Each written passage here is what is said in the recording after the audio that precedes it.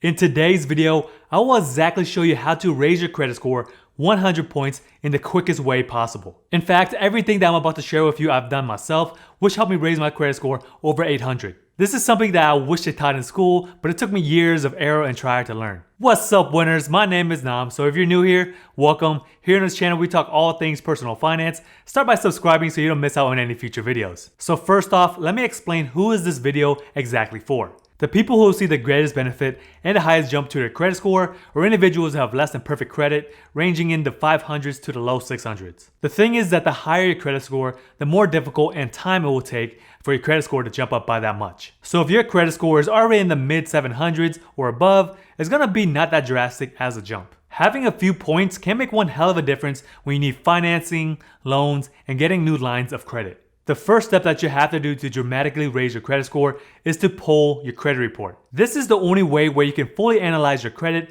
and you know what you need to work on. Imagine going to a mechanic. There's something wrong with your car, but you really don't know what's going on that's causing that noise. As an auto mechanic, they have a checklist of things that they look at and inspect to find out what's going on to solve your problem. Your credit report works the same way. This report will show you areas where you need to fix and where you can improve upon. Before I move on, the biggest factor that plays into your credit score are going to be two things. This is going to be your credit utilization, also known as the amounts owed, and your payment history. If you ever have any late payments, this has a dramatic effect on your credit score. And if you have consistently high balances on your credit cards or any other type of debts, this also plays a significant impact on your credit score. If you were to focus on these two things, it is not unreasonable to see your score at least in the 700s all the time. There are a couple of ways to get credit reports, and due to the laws, you are entitled to get a credit report from the 3 major credit bureaus once a year. The best place to get it at is at annualcreditreport.com. You can also get it from the credit bureaus yourself, but this website has all of them in one place. There are multiple other credit reporting websites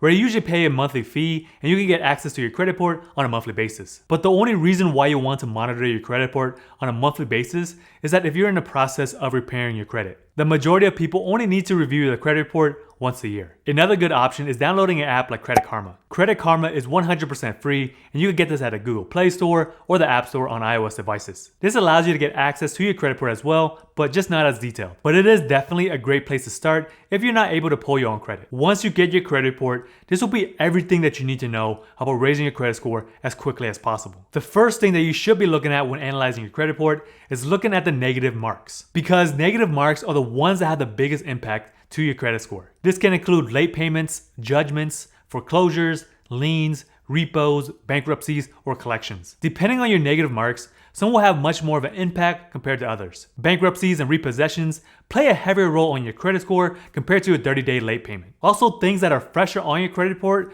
plays a bigger role on your credit score. If you have a bankruptcy within the last year, this is going to have much more of a negative impact on your credit score compared to a bankruptcy that was done 4 years ago. Over time, negative marks tend to have a lessening effect, but it's still a negative effect. Once you take a look at what negative marks that you do have in your credit report, this is when you want to look into fixing these marks or trying to remove them. According to the Federal Credit Reporting Act, the credit bureaus, they have 30 days to figure out whether or not that the information that is reported to them is accurate. If you remember paying your credit card off in 15 days late instead of 30 days, this can actually be removed from your credit report. By removing late payments on your credit report, this can have a big jump to your credit score. So whenever you are reviewing your credit report and there are negative marks, just make sure that everything lines up. You gotta make sure that your account number is correct, the dates are correct, or whatever is reported to the credit bureaus is supposed to be correct. So you basically have to be your own detective to try to pinpoint if anything may be wrong. Having inaccuracies on your credit report is more common than you think.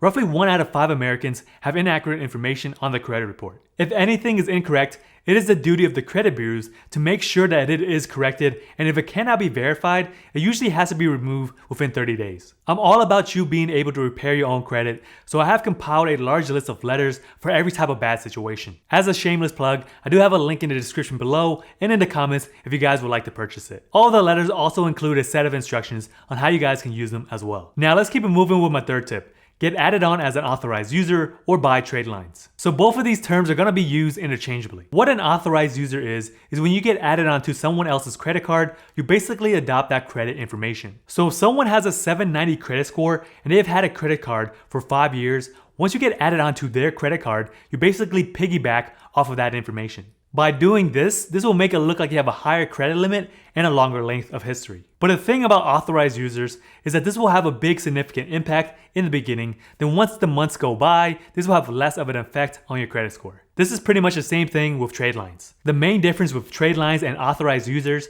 is that with trade lines, you would have to purchase these through third parties. A trade line is when you pay somebody to get added onto their account as an authorized user. Trade lines can cost anywhere between $300 to $200 depending on the credit limit and the length of credit on that particular credit line. The higher the credit limit and the longer the account has been open, the more expensive the trade line will be. The same thing that goes with authorized users is that trade lines, they don't last forever. So the biggest boost that you will get from a trade line is typically once it hits your credit report. And this will range anywhere from 45 to 60 days. This could be a major game changer for those who are looking to buy a new car or get a mortgage. Since this is a time-sensitive product, to get the biggest boost, it's only recommended to get a trade line or get it added on as an authorized user if you're about 2 months out of trying to get financing. If you're looking to get a trade line 6 months prior from getting a mortgage or whatever you're trying to do to get a credit line, it's not going to have that much of an impact as it once did. As a reminder, getting added on as an authorized user or getting a trade line will not always solve every problem. If you got multiple negative marks on your credit report, then trade lines may not even work. Now this moves me on to my fourth point. Lower your credit utilization. The simplest way to lower your credit utilization is to pay it off. Thank you, Captain Obvious. But seriously though, if you have any debts on your credit cards, paying them off will have the biggest bump to your credit score. The two most common type of debts is revolving debt and non-revolving debt. Revolving debt are things like your credit card where you borrow money and pay it back, and this cycle just works back and forth. Non-revolving debt is things like your mortgage, auto loan, or student loan. This is where you pay a fixed rate on a monthly basis until the debt is repaid. Revolving debt is the one that has the largest impact to your credit score. If you're not able to pay off your debt on your credit card, it may behoove you to look into debt consolidation. I have done a video on this particular topic not too long ago, so I'll post a link up here and also down in the description. Because once you move revolving debt to non-revolving debt, this will change up the type of debt that you do have. So let's just say that you have a $5,000 balance on a credit card. If you transfer this to a debt consolidation loan, you still have a debt of $5,000, but since this type of debt has changed, this will have a positive impact on your credit score. Plus, having debts on a credit card is never a good thing, just due to the fact that credit card interest rates are ridiculously high. Here's another hack with debt consolidation. As soon as you transfer your credit card debt to a debt consolidation loan, there's going to be a little period of where debt consolidators have not reported this information yet to the credit bureaus. So for a little bit of time, it may look like your credit score is super high, just due to the fact that it seems like you paid off all of your credit card debt. So this will take anywhere from 30 to 60 days as well. So this is just another trick to make your credit score look higher than it actually is. But once this information does get passed to the credit bureaus, then your credit score will just be adjusted, but it should be higher than it once was. Now this moves me on to my fifth tip. Get a credit limit increase. As I mentioned before, one of the biggest factors that play into your credit score is your credit utilization. So if you were to increase your credit limit, this will make it much easier for you to have a lower credit utilization. If you have a $10,000 credit limit currently, and you always put $5,000 on that credit card, you have a 50% credit utilization. But if you were to raise up your credit limit up to $20,000, $5,000 of $20,000 is only 25%. Ideally, you want to have your credit utilization 30% or less on a monthly basis, but less than 10% is much better. I have done a video on how to maximize your credit score by paying down your credit card a particular way, so I'll link it down in the description and also up here. One thing to keep in mind is that when you're requesting for a credit limit increase, in most cases, it will result in a hard pull. A hard pull is basically the same thing when a lender is pulling your credit. When this happens, this will lower your score by a few points, but usually it will resolve within a few months. Having too many hard pulls in a short period of time does make it look like you're higher risk, and it can have more of a negative impact on your credit score. If you had the options to apply for a new credit card or ask for a credit limit increase, asking for a credit increase will have a better effect on your credit score. The reason being is that when you open up a new credit card account, this will make it look like your credit history is much younger. Your length of credit history plays about 15% of your credit score. The older your credit looks, the better it will be in the long run. With that said, let's move on to our next step. Stop applying for new credit. New credit only plays about 10%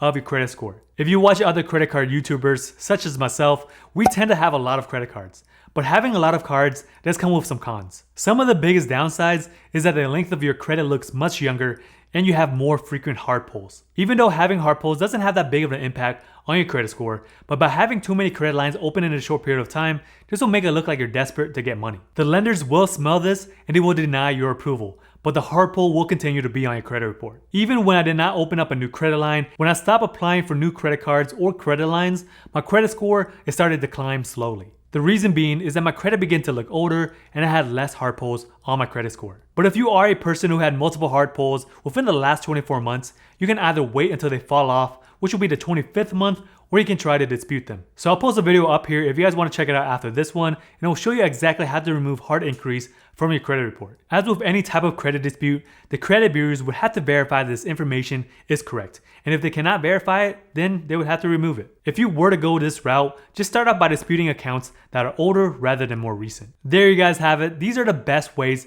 to dramatically increase your credit score. If you guys got some value from this video, make sure you give this video a like because that really helps support the channel. I'll see you guys in my next video.